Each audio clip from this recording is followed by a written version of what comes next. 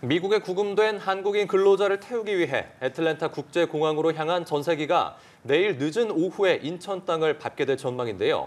남은 법적 쟁점들은 무엇인지 짚어보겠습니다. 한편 서울과 경기에서 초등학생 유괴 미수 사건이 발생해 학부모들 불안감이 높아진 가운데 인천과 제주에서도 비슷한 사건 신고가 접수됐습니다. 사건 사고 소식들 서정빈 변호사와 함께 짚어보겠습니다. 어서 오세요. 오십시오. 안녕하십니까? 예. 자, 미국 조지아주 한국 공장에서 체포 구금된 한국인 300여 명을 데리고 올 대한항공 전세기가 오늘 오전에 인천공항을 출발했습니다.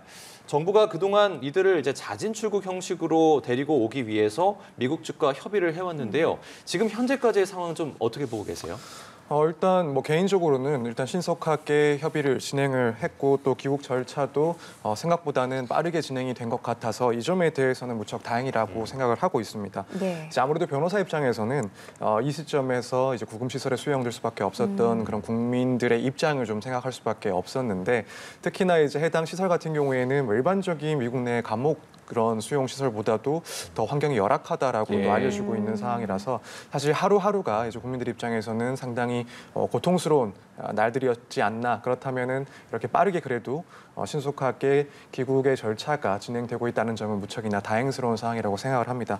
이제 그렇다면 앞으로 이제 귀국 절차가 완료가 되고 나면 결국에 이제 본격적으로 이런 상황이 이제 재발되지 않도록 하는 그런 협상이라든가 사태 분석이 좀 필요하지 않나라고 생각이 됩니다. 사실 지금 이러한 사태 자체도 그동안 전혀 예상하지 못했던 상황이었습니다. 우리나라 국민이 그것도 미국에서 300여 명이 구금될 것이다라는 점은 기존의 그런 상황들을 봤을 땐 전혀 예상할 수가 없는 그런 상황이었는데 그렇다면은 결국 이제 근본적인 원인이 무엇인지에 대해서는 당연히 정부 측에서 고심을 하고 있을 거고 여기에 대한 본격적인 논의 그리고 협상이 진행될 상황이라고 보여집니다. 물론 미국 측에서는 당국 측에서는 비자 문제를 언급하고 있긴 하지만 제 입장에서도 사실 그게 본질적인 문제는 아닐 수 있다라고 생각이 되고 그렇다면 결국에는 이제 실질적인 그런 문제가 무엇인지 여기에 대해서 논의를 해 나갈 시점이다 이렇게 생각을 하고 있습니다. 지금 조현 외교부 장관이 이번에 자진 출국하는 방식으로 한국인들이 출국을 할 경우에 향후 이제 미국에 재입국할 때 혹시나 이제 불이익이 되는 거 아니냐라는 부분에 대해서 미국 측과 좀 협조를 구할 걸로 보여요. 그런데 이제 자진 출국 방식의 경우에는 강제 추방하는 경우보다 불이익은 덜할 수 있지만 결국에는 죄가 있다, 유죄를 좀 인정하는 의미를 내포한다라는 현재 법조계 지적도 좀 나오고 있어요. 그렇다면 이 유죄를 인정한다는 주장의 근거는 뭐라고 보세요? 이제 사실상 이렇게 출국했다라는 내용 자체는 남아있기 때문에 결국 그것이 추후에 불이익이 될 수 있다라고 평가를 하고 있는 상황인 것 같습니다. 이제 말씀하신 것처럼 이 강제 추방과는 다르게 자진 출국 형식의 경우에는 정식으로 이제 추방 명령이 기록으로 남지는 않기 때문에 일단 앞으로 비자 심사나 혹은 출입국 심사에서 발생할 수 있는 그런 불이익은 훨씬 적어지고 중대한 불이익은 없다라고 봐도 되지 않을까라고 생각이 됩니다. 다만 결국 스스로 출국을 하겠다라는 것은 이제 이 미국 당국의 그런 절차들에 대해서 따지지 않고 인정을 하는 그런 해석을 할 수가 있기 때문에 그렇다면은 내가 자격 없이 체류했다라는 것을 인정하는 것처럼 이제 해석이 될 수가 있습니다.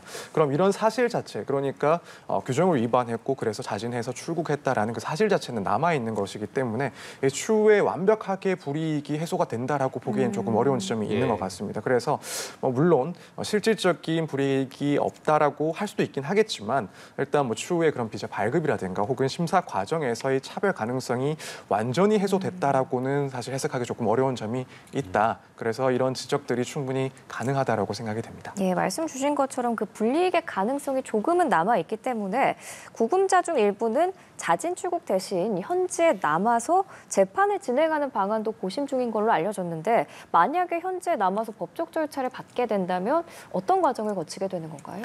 네, 일단 지금 말씀하시는 것처럼 이제 구금된 우리나라 국민 중에서 35명 정도가 사실은 미국에서 이제 합법적으로 일할 수 있는 비자, 주재원 비자와 같은 실제로는 문제가 없는 그런 비자를 소지하고 있었다, 보유하고 있었다라고 알려지고 있고 이제 단속 당시에는 이를 증명하지 못해서 체포된 것이다라는 그런 보도가 나오고 있는 상황입니다. 예. 이제 이 사람들을 중심으로 해서 일부가 현지에 남아서 뭐 재판이나 이런 절차 등을 통해서 뭐 신원을 증명할지 이런 점을 고심하고 있는 상황으로 보여집니다. 이제 이 분들이 만약 현지에 남아서 절차들을 진행을 한다라고 한다면 우선 구금 상태가 이제 해소되지 않는다라고 했을 때 결국 구금 심사를 또 요청을 해볼 수가 있습니다. 그래서 뭐 우리나라에서는 그런 구속 적부심과 같은 그런 제도라고 보면 될 것 같은데 결국에는 뭐 임시 석방이라든가 혹은 구금 지속 여부에 대해서 좀 판단을 받을 수가 있습니다. 그리고 이후에는 이제 본격적으로 이민 재판을 진행을 하게 됩니다. 이 재판 과정에서 뭐 비자의 내용이라든가 뭐 체류, 사유 그리고 뭐 인권 침해 등 이 모든 주장을 이제 해볼 수가 있는 그런 재판 과정이다라고 볼 수가 있고 뭐 예. 당연히 법원에서는 이 체류 자격이 있는지 적법한지 또 추방의 필요성이 있는지 등에 대해서 따져보게 됩니다. 다만 이제 지금까지 알려지고 있는 내용으로는 이런 이민 재판 자체가 시간이 무척 많이 소요가 된다고 합니다. 뭐 적게는 수개월부터 수년까지도 지속이 될 수 있다라고 예. 하기 때문에 이런 점이 사실상 상당히 부담으로 작용할 수는 있다 이렇게 보여집니다. 예. 자, 이런 가운데 이번 구금 사태와 관련해서 미국의 관련 부처들도 이 비자 문제 개선을 위해서 좀 공동 대응에 나섰다라고 전해졌어요. 또 트럼프 행정부도 이에 발맞춘 논의를 좀 진행하고 있다라는 사실은 좀 전해졌는데 사실 이민법을 개정하느냐 마느냐 이 부분도 좀 중요한데 개정이 없이도 이번 문제가 좀 해결할지 이 부분도 좀 관건인 것 같습니다. 네, 일단 이민법 개정 이전에 뭐 단기적으로라도 이제 행정적인 차원에서 어떠한 조치가 시행될 가능성은 충분히 있다라고 보여집니다. 뭐 행정명령이라든가 혹은 시행령이나 지침 등의 그런 개정 등을 통해서 한시적으로 유연화를 추진할 수도 있고 예컨대 일부 직업군의 그런 단기 프로젝트를 허용한다든가 혹은 뭐 우리나라와 같은 그런 특정 국가에 대해서 또 현장 인력과 같은 그런 특정 분야에 대해서는 뭐 임시비자 프로그램을 운영한다라는 그런 등의 방식을 통해서 이런 예외를 인정하는 방식을 통해서 뭐 한시적으로 또 단기적으로 임시적인 조치를 취할 수 있다라고는 보여지는데 다만 이제 이렇게 임시적이다라고 평가를 할 수밖에 없는 것이 결국에는 이제 그때그때의 시장 상황이라든가 혹은 미 정책의 변동에 따라서 이런 예. 점들은 충분히 변화 가능성이 있고 사실 이번 사태도 그러한 영향을 많이 받았다라고 보여집니다. 그렇다면은 일단 뭐 빠르게 속도를 내기 위해서는 미 행정부 내에서 뭐 법 개정 없이도 이런 조치들 그리고 제도들을 시행할 수 있긴 하겠지만 근본적인 문제는 결국에는 이민법 개정을 통해서 우리나라 국민들이 보다 안정적인 상황에서 근로를 할 수 있는 그런 환경이 마련될 필요성이 있다라는 것은 뭐 충분히 지적할 수 있는 부분이다 생각이 됩니다. 네, 우리 국민들이 안전하게 귀국할 수 있도록 끝까지 관계 당국이 힘써줬으면 좋겠습니다. 이제 다음으로 특검 수사 소식도 짚어볼게요. 김상민 전 부장검사 어제 특검에 출석해서 13시간에 걸친 첫 피의자 조사를 받았는데 조사를 마치고 나오면서 그 논란이 됐던 이호환 화백의 그림은 김건희 씨 오빠 김진우 씨의 요청으로 대신 구매한 거다 이런 입장을 밝혔거든요. 그럼 지금 이 상황에서 김진우 씨의 소환이 좀 불가피해 보이네요. 네, 그렇습니다. 이제 특검 입장에서는 당연히 이제 김진우 씨에 대한 소환 그리고 조사를 예정을 하고 있을 것이다라고 보여집니다. 말씀하신 것처럼 지금 김상민 전 검사가 이 그림에 대해서 해명을 한 것이 김건희 씨의 오빠의 요청에 따라서 대신해서 그림을 구매했다라고 진술을 한 것으로 보이는데 일단 특검 측에서는 그러한 진술을 신뢰하지는 않을 것입니다. 이러한 금품이 이 고가의 미술품이 전달된 것은 결국에는 뭐 인사와 관련된 혹은 공천과 관련된 그런 청탁의 대가로서 지급된 것이다라고 보고 있는 상황일 것이고 당연히 그렇다면 김건희 씨의 오빠에 대해서도 소환 조사는 필수적이다라고 보여집니다. 따라서 조사를 하기 위해서 뭐 소환 요구나 혹은 뭐 나아가서는 강제적인 그런 절차까지도 고민하고 있지 않을까 이렇게 생각이 됩니다. 그런데 소환 요구는 했는데 김진우 씨는 특검에 출석하기 어렵다는 입장을 전했고 또 한 가지 살펴볼 부분이 이호환 화백의 그림을 두고 지금 위장 논란이 일고 있잖아요. 만약에 가품인 게 밝혀지면 뭐 처벌 수위도 달라지는 건가요? 네, 일단 크게 말하면 뭐 처벌 수위가 달라질 수가 있습니다. 다만 이제 경우의 수를 조금 나눠봐야 될 것 같은데 일단 뭐 김건희 씨가 비공무원에 해당을 하니까 뭐 특가법상 알선수재 혐의로 조사를 하고 뭐 추후에 기소를 할 것이다라고 한다면 이 금액의 그런 정도에 따라서는 뭐 적용법조의 변동은 없습니다. 다만 결과적으로 유죄가 인정이 됐을 때 금액의 차이에 따라서 고가면은 당연히 처벌이 더욱 강해질 수 있고 이 위작이라서 저가에 해당한다라고 하면은 처벌 자체가 조금 낮아질 수 있는 그런 차이점은 있습니다.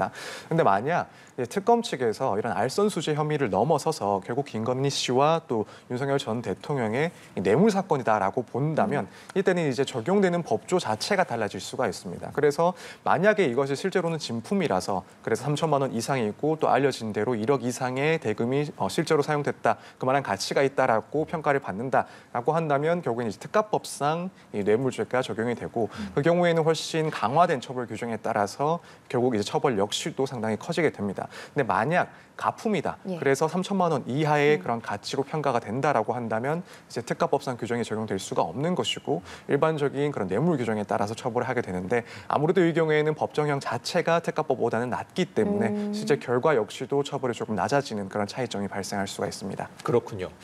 특검 수사 상황을 짚어봤고요. 다음 주제로 넘어갈게요. KT 무단 소액결제 피해 신고가 잇따르면서 논란이 확산하고 있는 건데 피해자가 지금까지 125명, 피해 금액도 한 8천만 원 정도에 달하는 것 같아요.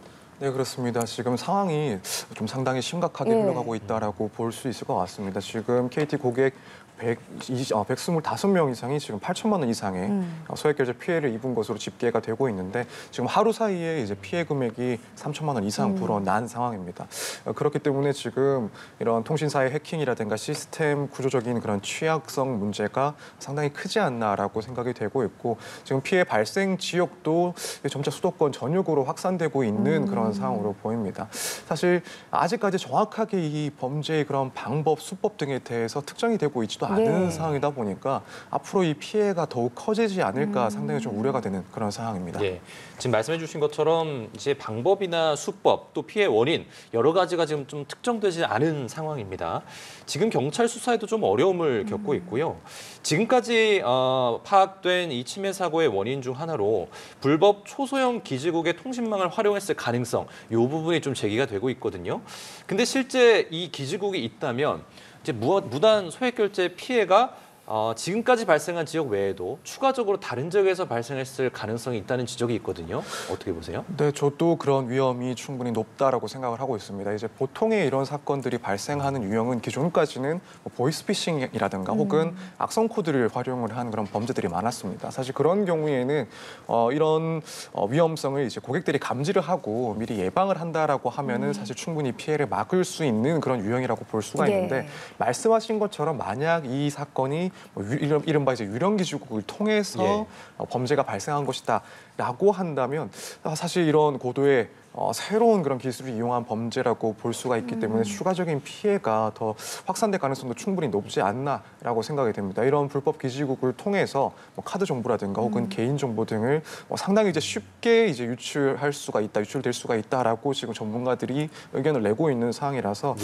이 경우가 맞다라고 한다면 이제 고객들의 그런 피해도 충분히 더 커질 수가 있고 지역적으로도 상당히 좀 전국적으로 확대될 가능성도 없지 않다 이렇게 우려를 하고 있는 상황입니다. 네, 그런데 KT가 이 사건의 특수성을 감지한 경찰의 고지 이후에도 발빠른 대처가 없었어요. 경찰이 KT 측에 지난 1일에 연쇄 소액결제 피해가 일어나고 있다는 사실을 알린 걸로 파악이 됐는데 바로 대처를 안 한 거죠? 네, 그렇습니다. 이제 말씀하신 것처럼 경찰은 1일에 이런 사고 징후에 대해서 KT 측에다가 통보를 했다라고 하는데 실질적인 차단 조치는 5일 이후에 이루어졌다라고 알려지고 있습니다. 이제 이런 통신사 같은 경우에는 관계 법령에 따라서 고객의 개인 정보라든가 혹은 결제 정보 등이 해킹되면 신속하게 이제 자체적으로 모니터링 시스템을 진행을 해야 되고 또 인지를 한 이후에는 즉시 이제 적극적인 조치를 취해야 되는 그런 의무가 있습니다. 그런데 이제 경찰의 통지 이후에 이러한 과정들의 늑장으로 대처를 했다라고 한다면 이로 인해서 또 피해가 추가적으로 확산됐다라는 비판을 피할 수가 없을 것 같습니다. 일단 KT 입장에서는 내부적으로는 신고라든가 혹은 조치가 절차에 맞게 이루어졌다. 또 사고를 파악하는 데 시간이 조금 걸렸고 파악하는 이후에는 24시간 이내 이 통보도 준수를 했다라는 입장을 밝히고 있긴 한데 일단 외부에서 봤을 때는 사고 인지 자체가 좀 상당히 느린 것 아니었나 그렇기 때문에 사후 대응도 미흡했다라는 그런 지적이 충분히 제기 가능한 그런 상황으로 보입니다. 지금 KT가 제시한 고객 보호 조치에 대해서도 비판이 나오고 있어요. 어떤 내용이냐면 침해 사실과 조치 내용을 알려야 하잖아요. 그런데 이거를 홈페이지에만 게시하고 문자 고지라던가 다른 방법을 좀 사용하지 않았다는 비판이에요.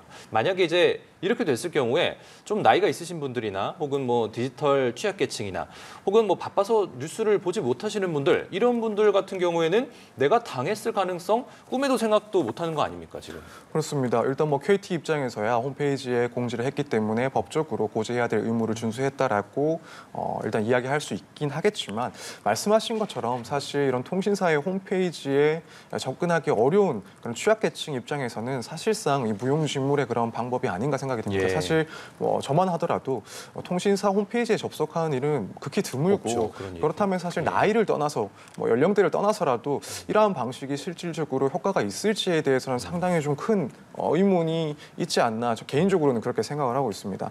따라서 보다 효과적으로 이런 위험성을 고지하기 위해서는 최소한 문자 메시지라든가 혹은 뭐 국민들이 많이 사용하고 있는 그런 메신저 등을 통해서 그렇습니다. 다양한 방법을 통해서 이런 위험 사례를 알리는 것이 분명히 더 효과가 있을 것이고 그럴 필요가 있다 이렇게 생각을 하고 있습니다. 예, 지금 관련해서 속보가 들어왔는데요. 개인정보보호위원회가 KT 소액결제 관련해서 개인정보 유출 여부를 조사할 것이고 또 KT랑 LG U+ 해킹 정황에 대해서도 철저히 조사하기로 했다라는 소식이 전해졌습니다. 지금 말씀드린 것처럼 이렇게 개인정보 유출 우려도 있고 정신적 고통에 대한 뭐 피해 보상 체계는 마련이 되지 않은 것 같거든요. 이 부분도 좀 하루빨리 마련이 돼야 할 걸로 보이는데요. 네, 그렇습니다. 일단 뭐 당연히 시급한 것은 피해 확산을 막는 것이기도 하겠지만 동시에 이루어져야 되는 것은 실제로 이런 금전 결제 피해를 입은 그런 피해자들에 대한 충분한 배상도 고민이 돼야 되는 상황이라고 생각이 됩니다. 일단 뭐 관계 법령상으로는 이런 개인정보 등 유출을 했을 경우에 손해배상을 청구할 수 있다는 것을 또 명확하게 근거 규정을 두고 있긴 합니다. 그리고 이제 말씀하신 것처럼 사실 위자료 청구 등도 이제 피해자 입장에서는 고민해 볼 수 있는데 물론 이제 금전적인 피해야 그대로 배상받을 수 있다 하더라도 사실 고객 입장에서는 이렇게 개인정보가 한번 유출이 되면은 추후에 유사한 사건에 또다시 피해자가 될 수 있다라는 걱정을 할 수밖에 없습니다. 이런 점은 단순히 이 피해금을 배상한다고 해서 끝날 문제는 아니라고 생각이 되고 그렇다면 통신사 측에서 실질적인 피해를 구제하기 위해서는 단순히 이제 금전적인 피해를 배상하는 것뿐만 아니라 이 피해자들에 대해서 입을 수 있는 그런 정신적 피해까지도 고려를 해서 여기에 대해서도 적정한 배상하는 방식 역시 충분히 입장을 좀 나와야 되지 않나 이런 생각을 하고 있습니다. 알겠습니다. 자, 이번엔 최근 잇따르고 있는 어린이 유괴 시도 사건들 좀 짚어보도록 하겠습니다. 학부모들의 불안감이 정말 커지고 있어요. 경기 광명시에서 귀가하던 초등생을 끌고 가려 한 고등학생에 대해서 지금 구속영장이 청구가 되어 있는 상황인데요. 그러니까 미성년자인데도 불구하고 구속 필요성이 있다고 좀 본 거겠죠? 네, 그렇습니다. 형사 사건에서 미성년자가 범행을 저지르면은 성인에 비해서는 구속영장 청구 자체가 아무래도 적을 수밖에 없습니다. 네, 충분히 계도가 가능하다라고 보고 또 미성년자라는 그런 특성을 고려했을 때 뭐 수사기관에서도 성인과 비교했을 때는 청구 자체를 하지 않는 경우들이 많은데 사실 적어도 이 사건에 있어서는 이 사안의 중대성을 충분히 고려를 했을 때 구속영장을 청구할 수밖에 없는 사안이다 이렇게 평가를 했을 걸로 보입니다.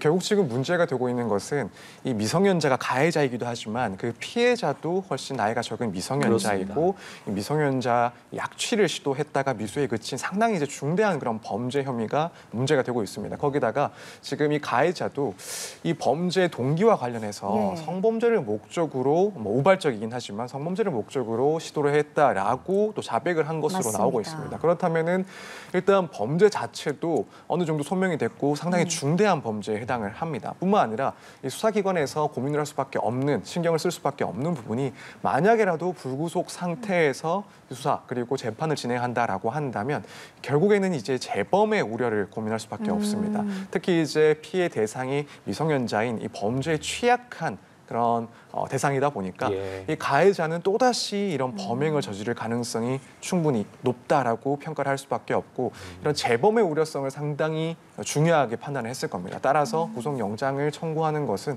비록 가해자가 미성년자였다 하더라도 당연히 진행할 수밖에 없는 그런 절차다 이렇게 보고 있습니다. 그 피해자인 고등학생이 우발적인 행동이었지만 성범죄가 목적이었다고 자백을 했잖아요. 그럼 이 부분이 구속영장 발부 여부에도 영향을 좀 미치나요? 네, 그렇습니다. 일단 우발적이었다라는 표현 자체는 반대로 계획적이지 않았다라는 의미인데 보통의 경우에는 범행에 그런 계획성이 있었다라고 한다면 이제 구속 가능성이 높아지는 것이고 예. 그런 우발적인 범죄라고 한다면 구속 가능성은 낮아진다라고 볼 수가 있습니다. 하지만 적어도 이 사건에 있어서는 우발적인 범죄였는지 계획적인 범죄였는지 여기에 따라서 구속영장 발부가 결정되지는 않을 겁니다. 왜냐하면 앞서 설명을 드린 것처럼 일단 혐의 사실 자체가 너무나도 중대한 범죄이고 또 미성년자를 상대로 해서 성범죄를 목적으로 했던 그런 범죄라고 스스로 인정을 하고 있기 때문에 결국 우발적이었냐 이 부분은 중요한 문제는 아닐 것이다라고 보고 이제 스스로가 목적이 성범죄였다라는 점을 인정한 그 자백 이것은 일단 미성년자 약취 범죄의 고의를 인정한 것이기도 하고 또 그 동기 역시도 인정을 한 상황입니다. 그렇다면 여기에 대해서 일단 법원 입장에서는 스스로가 이런 범죄를 인정한 만큼 구속영장을 발부하는 데 있어서 범죄 혐의에 대해 상당 부분 소명이 됐다라고 판단을 할 것이고 그렇다면은 결국 이런 발언이 구속영장을 발부하는데 더욱 가능성을 높이는 발언이다 이렇게 생각이 됩니다. 그런데 변호사님, 앞서 홍은동의 한 초등학교와 인근 주차장 주변에서 차량을 이용해서 초등학생들에게 접근한 다음에 집에 데려다 주겠다 이렇게 유인했고 그 혐의를 받고 있는 2명에 대해서 구속영장이 청구가 된 바가 있어요. 그런데 이 구속영장이 기각이 됐단 말이죠. 근데 이렇게 유괴 시도가 계속해서 일어나는 상황에서 어떻게 보면 정부가 좀 선제적인 대응책을 마련해야 한다라는 지적이 좀 나오고 있는 상황이에요. 네, 지금 짧은 기간 동안 이런 미성년자를 대상으로 하는 그런 범죄들이 발생을 하고 있는 상황이라서 아무래도 국민들 특히 부모님들 입장에서는 상당히 걱정을 할 수밖에 없는 상황이다 보니까 당연히 이제 정부에서도 보다 구체적인 그런 대응책, 대비책을 마련해야 된다라고 생각이 됩니다.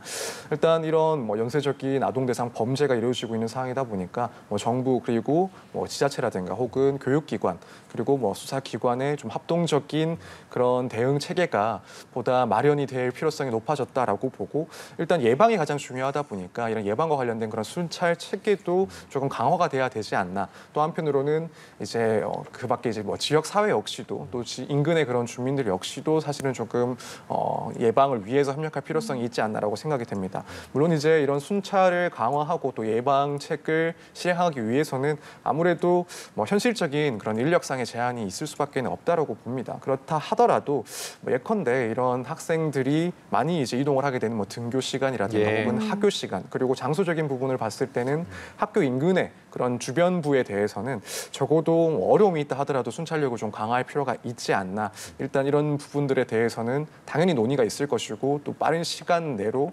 예방책이 좀 마련돼야 되지 않을까 생각을 하고 있습니다. 네, 최근에 이런 관련 범죄가 많이 일어나고 있기 때문에 그 처벌 수위도 궁금한데 이 죄질이 좋지 않기 때문에 미수에 그친다고 해도 처벌 수위가 좀 높은 편인가요? 네, 그렇습니다. 물론 기수에 이른 경우와 미수에 이른 경우에 대해서는 분명히 처벌에 있어서 차이가 있을 수밖에 없습니다. 당연히 미수에 그쳤다라고 한다면 그런 점도 고려를 해서 처벌이 조금 경감되는 경우들은 분명히 있긴 합니다만 적어도 이렇게 미성년자를 상대로 해서 진행되는 그런 범행에 대해서는 미수가 인정이 된다 하더라도 감경폭은 그리 낮지 않다라고 보는 게 맞는 것 같습니다. 더욱 중요하게 볼 것이 이런 죄질 자체도 무척이나 심각한 그런 범죄에 해당을 하고 또 한편으로는 법원에서 이런 범죄가 발생했을 때 결국 사회적인 그런 부정적인 영향을 미치는 그런 범행에 대해서 또 상당히 고민을 할 수밖에 없습니다. 그래서 이러한 사건에 대해서 추후 판결문 내용을 조금 보긴 해야 되겠지만 판결에 따라서는